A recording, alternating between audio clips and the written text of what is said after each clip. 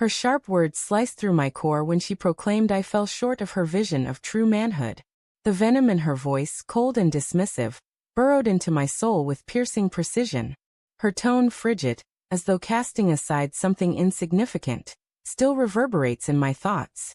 That instant etched itself into my being, and I understood our bond had shifted beyond repair. For years, I poured my entire existence into her happiness. I labored through grueling workdays, pinched pennies, and dreamed of a life where she'd never know worry.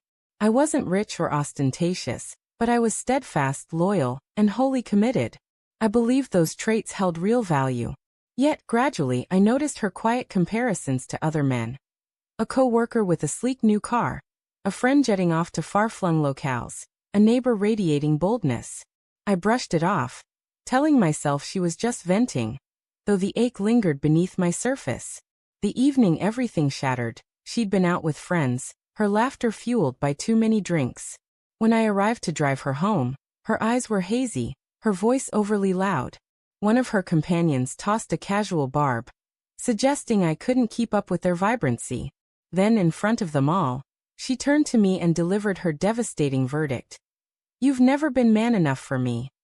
Laughter erupted around us. I stood frozen, my ears ringing, my pride crumbling. I got her home, but silence cloaked me on the drive. The next morning she offered no remorse, dismissing it as a drunken quip. "You're too fragile," she said, as if her words were weightless. But the wound cut deep. It wasn't just her statement, it was her gaze, as if she truly saw me as inferior.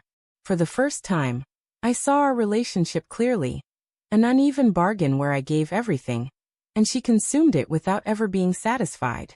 That day, I made a silent vow. Without a word to her, I began to pull back. I stopped arranging special nights, ceased exhausting myself for her approval. Instead, I turned my energy inward. I started waking before dawn to lift weights, signed up for online classes to hone my expertise, and forged new connections to pursue long-buried goals. Gradually, my self-assurance grew. While she fixated on my flaws, I was molding myself into the person I always knew I could be. At first, she didn't notice, assuming it was a passing whim. But as weeks turned to months, the growing distance between us became undeniable. She began to question my absence, my refusal to cater to her every desire. I simply said I was busy, nothing more. I no longer craved her approval, and that rattled her profoundly.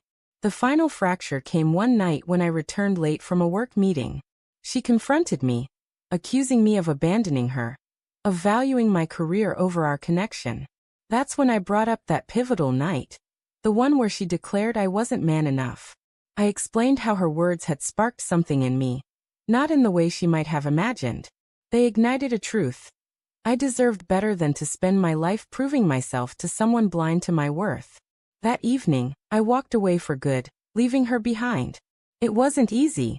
Starting over brought moments of uncertainty, nights when solitude weighed heavily. But whenever I thought of turning back, her words resurfaced, not to hurt, but to strengthen my resolve. Months later, my life began to thrive. I earned a promotion, my earnings soared, and I settled into the apartment I'd always envisioned. I surrounded myself with people who inspired me, who championed my progress. I wasn't just surviving, I was flourishing, living for my own fulfillment, not someone else's judgment. Then, out of nowhere, she reached out. A message appeared. "I've been reflecting on you. I miss what we had. Can we meet?" I ignored it at first, but her persistence grew. One weekend, she appeared at my door, her face streaked with tears, admitting she'd undervalued me. She confessed she'd chased hollow ideals, only to find emptiness. She begged for a second chance, regretting her actions. As she stood there, exposed, I realized I felt no resentment, no urge to retaliate or prove myself. I felt nothing. The man she once diminished had grown into someone she could no longer reach. With calm clarity, I told her she'd been right about one thing.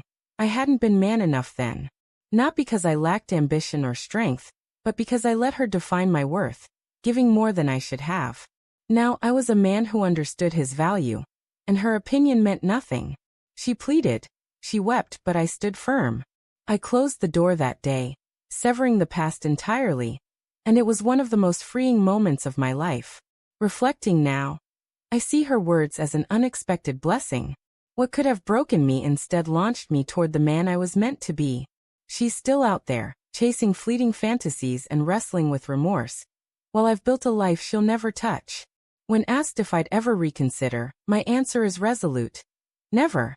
She said I wasn't man enough, and now she begs for a chance I'll never give.